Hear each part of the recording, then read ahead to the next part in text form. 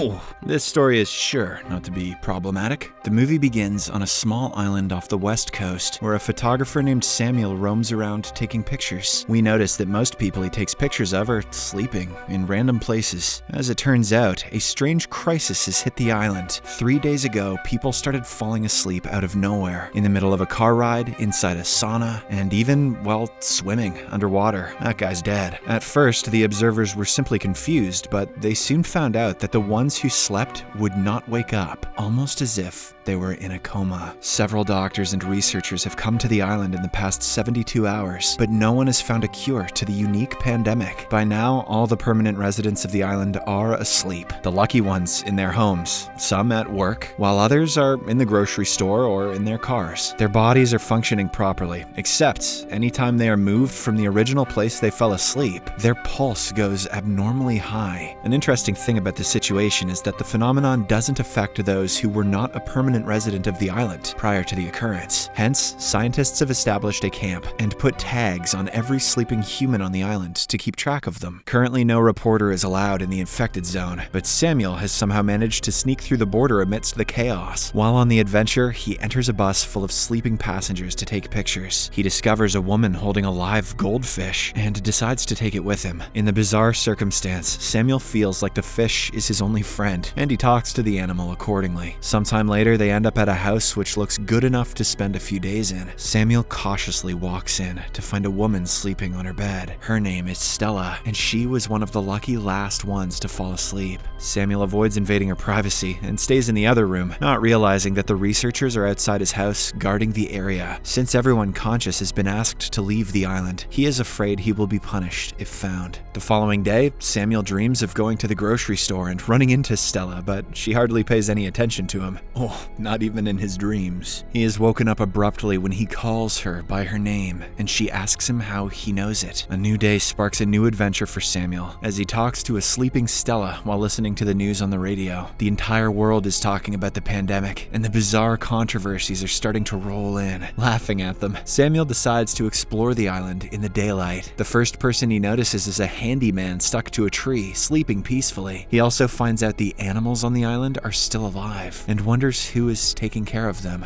After about an hour of walking, he reaches the church where a large group of people are unconscious. Taking a few pictures, Samuel settles into a seat and falls asleep. In his dream, he and Stella are sitting opposite each other in a restaurant. They act like they have known each other forever and chat about what Samuel is doing on the island. Stella doesn't approve that he is taking advantage of the situation for money, but Samuel argues that he is there for the experience, not the money. Later the money maybe, but not now. Later on, he returns home and goes through Stella's belongings to find her daily journal. As he reads it, his connection to Stella gets stronger, and he continues dreaming about her. In the dream, she tells him that she was one of the last ones to get hit. The first person she saw falling unconscious was her piano teacher, who slept in the middle of a class. On being asked if she was scared, Stella replies that she was more confused. The doctors and researchers came, but only discovered that the people should not be moved from the places they fell asleep. Stella finds it funny that there is a chance her heart will explode if she gets up from her bed. Samuel says if she does that, his dick might explode too. Samuel then takes the opportunity to ask her how she felt when she fell asleep. Stella describes it as a surreal feeling. She had strange, vivid dreams and eventually got lost in them, not realizing that she was falling into a deep sleep. The scene then changes to the next day, and Samuel sets out on yet another adventure. He goes to a different neighborhood this time around and ends up seeing a car filled with balloons. While trying to take a picture of it, he notices the health workers nearby and has to run back home. The incident brings Samuel back to reality, and he decides to leave the island, having taken enough pictures. He wishes goodbye to Stella, packs his belongings, and goes to the shore where his boat is. However,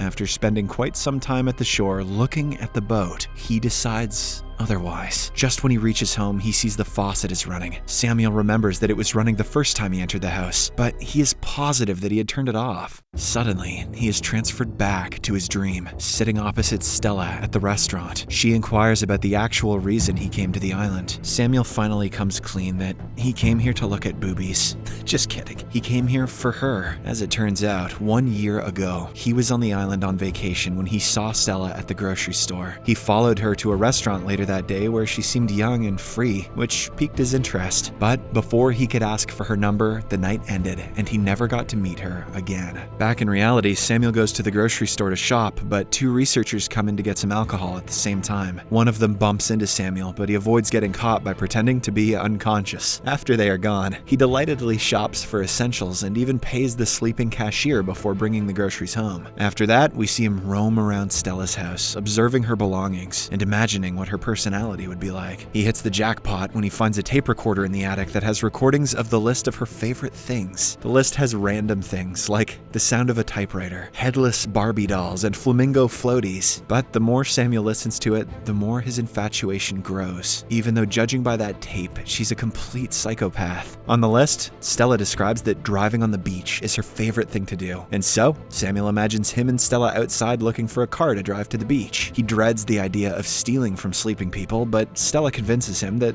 they are just borrowing it. They soon find a car they like and break into the owner's house to look for the keys. Samuel enjoys Stella's free-spirited nature and the fact that she's a criminal, and starts believing that she is more than just his imagination. A while later, he wakes up to the sound of a car outside and notices two health workers coming into the house for a weekly checkup. He hurriedly takes all of his belongings and hides in a closet, seconds before being caught. The workers check Stella for any abnormalities and leave not long after. Samuel spends the rest of his day laying beside Stella's bed and talking to her. Stella, I think I've gone insane. What's that? I haven't?